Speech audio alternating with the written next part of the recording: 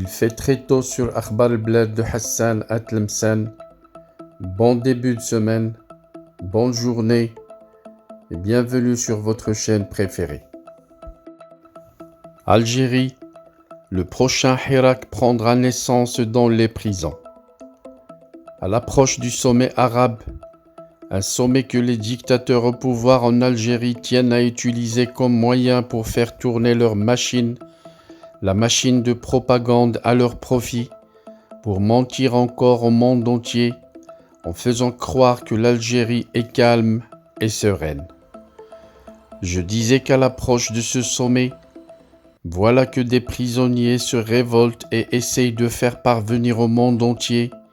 la vraie histoire de ces caporaux arnaqueurs.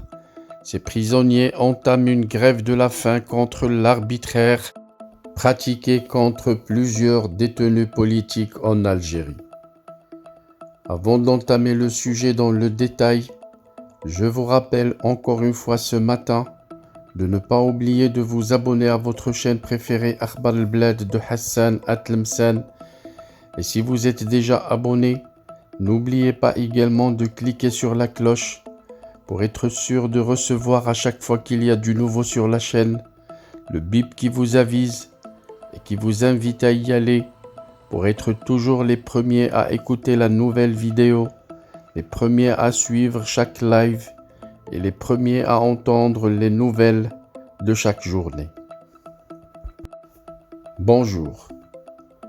Plusieurs prisonniers d'opinion sont en grève de la faim au centre pénitentiaire de Qléa. Ce centre est le lieu de détention regroupant la plupart des détenus de Kabylie, arrêtés depuis la répression de masse qu'a connue cette région depuis juin 2021. Leurs dossiers judiciaires ont été orientés vers le pôle spécialisé de lutte contre le terrorisme du tribunal de Sidi Mohamed, maintenu en détention provisoire depuis au moins un an, sans jugement, malgré les demandes répétées de remise de liberté introduites par leurs avocats. Ces détenus d'opinion n'ont plus que la grève de la faim comme moyen ultime pour dénoncer l'injustice dont ils sont victimes. Toutes les étapes de la procédure d'emprisonnement sont arbitraires, de l'interpellation à la détention. Pour certains, l'arrestation par les services de sécurité n'a été connue qu'après une disparition de plusieurs jours. C'est le cas de la détenue Naït Sid, une façon contraire à l'article 45 de la Constitution et l'article 51 bis du Code de procédure pénale algérien, qui stipule que les personnes interpellées et placées en garde à vue ont le droit d'entrer immédiatement en contact avec leur famille. Pour d'autres, les services de sécurité ont usé de moyens disproportionnés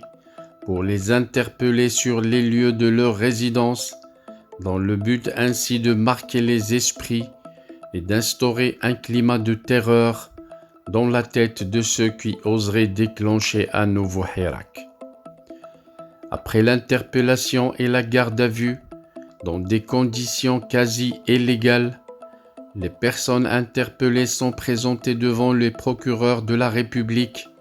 puis placées quasi systématiquement en détention provisoire, mesure devenue courante, ce qui est une infraction à la loi. Selon l'article 123 du Code de procédure pénale algérien et l'article 44 de la Constitution, la détention provisoire demeure une mesure exceptionnelle, alors que chez les instances judiciaires algériennes, l'incarcération est motivée par des accusations fallacieuses et fantaisistes, toujours parmi les plus graves, prévues par le Code pénal, dont l'incitation à la haine, l'atteinte à l'unité nationale,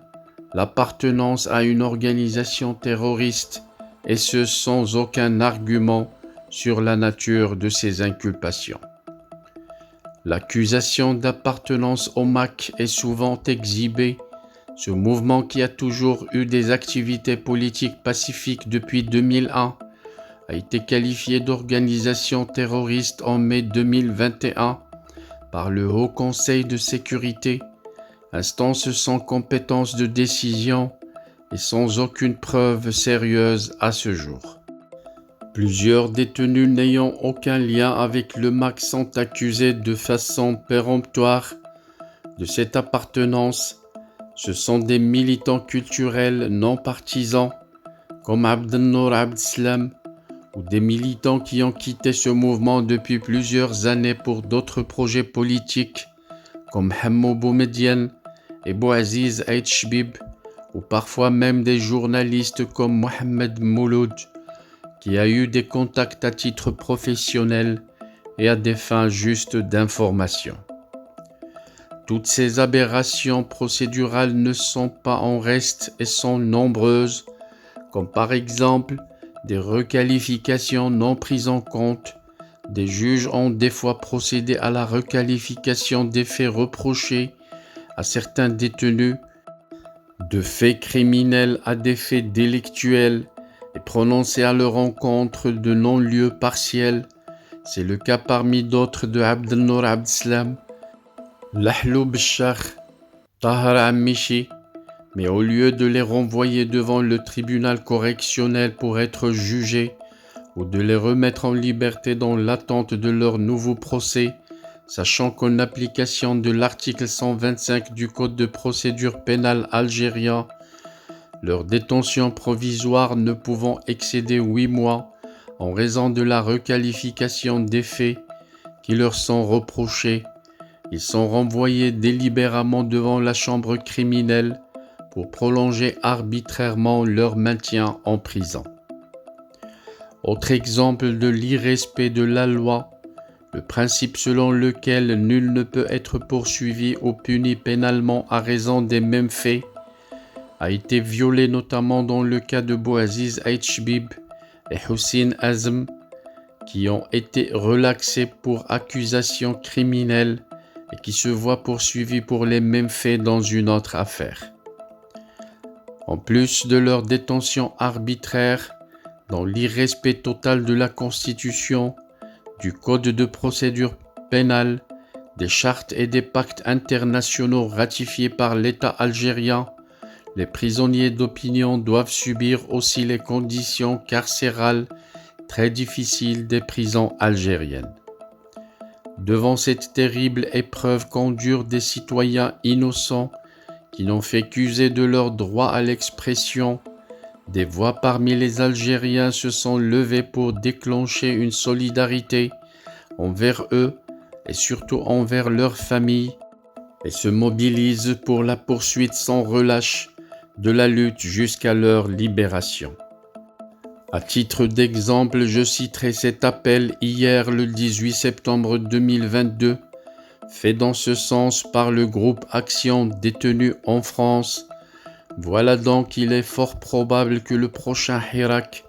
prenne naissance dans les prisons, puisqu'à l'approche du sommet arabe, voilà que des prisonniers se révoltent et essayent de faire parvenir au monde entier la vraie histoire de ces caporaux arnaqueurs, ces prisonniers qui entament une grève de la faim contre l'arbitraire, contre plusieurs détenus politiques en Algérie. Les généraux de la junte qui ont ruiné l'Algérie tenteront de les faire taire par les moyens toujours utilisés par ces sauvages dictateurs, mais ça sera sans compter cette fois sur les nobles voix de la diaspora algérienne à l'étranger, mais également de la diplomatie de la Maison-Blanche américaine, qui a déjà déclenché une sorte d'interrogatoire à l'encontre de la tête du dragon de dictateur, Chingriha, qui a été obligé de sortir de son trou de refuge depuis quelques jours pour répondre aux questions de l'ambassadrice Elisabeth Moore.